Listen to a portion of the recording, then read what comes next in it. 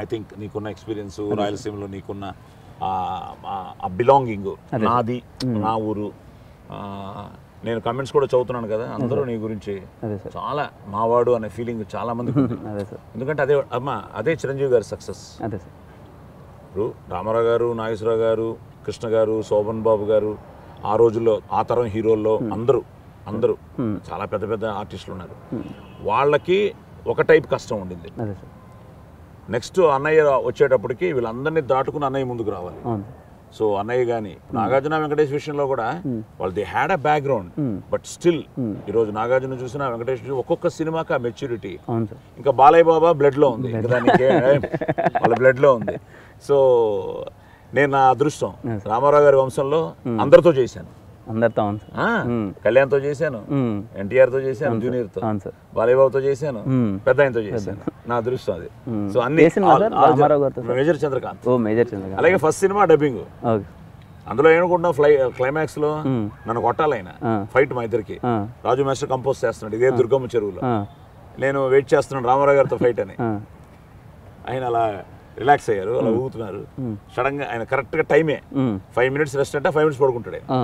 కరెక్ట్గా 5 నిమిషాలు లేచిపోతాడు. ఎలా లేపుతారో తెలియదు, ఆయనకే తెలియాలి. లేచిపోతాడు. లేచిపోయారు.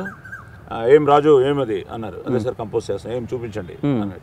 చూపించారు. ఎవరితో ఇది అన్నారు. నేను పక్కన నుంచి అన్నగారు నేనే అన్నాను. అంటే చూశారు నన్ను. వీడితో ఏంటి, ఆఫ్టర్ ఆల్ పిచ్చుక, ఒక దెబ్బ చాలు, కమాన్ అని ఒక్కటిచ్చాడు అంతే. పంపించాడు. చేయలే, ఈయనతో ఏమి లెఫ్ట్ రైట్ స్టమక్ ఒకటే దెబ్బ, కమాన్ అని ఒకటి ఇచ్చాడు. అలాగా.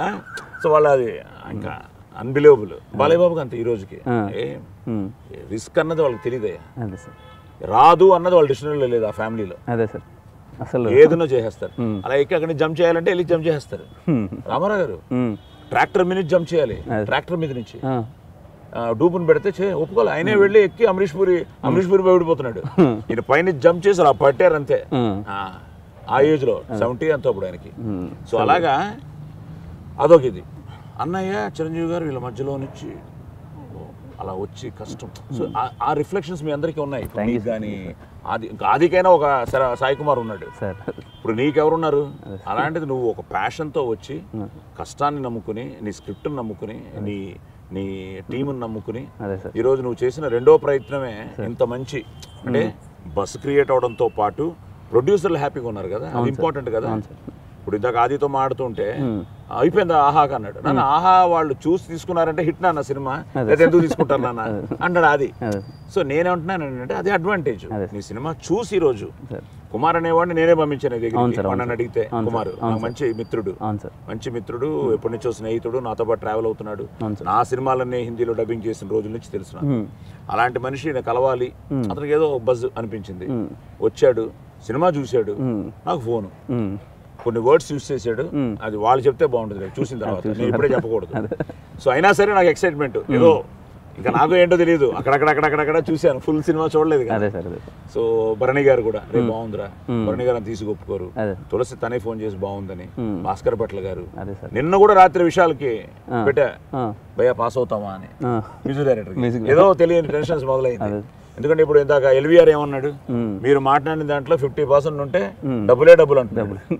సో అది భయం వేసింది. మళ్ళీ ఎక్కువ మాట్లాడేసామా, కరెక్టే మాట్లాడామా అని చెప్పి మళ్ళీ రాత్రి భరద్వాజ్కి పెట్టా, భయ్యా ఫైనల్ అవుట్పుట్ చూసారా, పాస్ అవుతామా అంటే పెద్ద మెసేజ్ పెట్టాడు. గ్రేట్ ఎమోషన్స్ అండి, last 20 minutes people will go in to different. అలా వెళ్ళి ఎక్కడికి వెళ్ళిపోయిందండి. అండ్ మీ కొడుకు మిమ్మల్ని క్లైమాక్స్ లో హీరో చేశాడండి అన్నాడు. అదే సార్.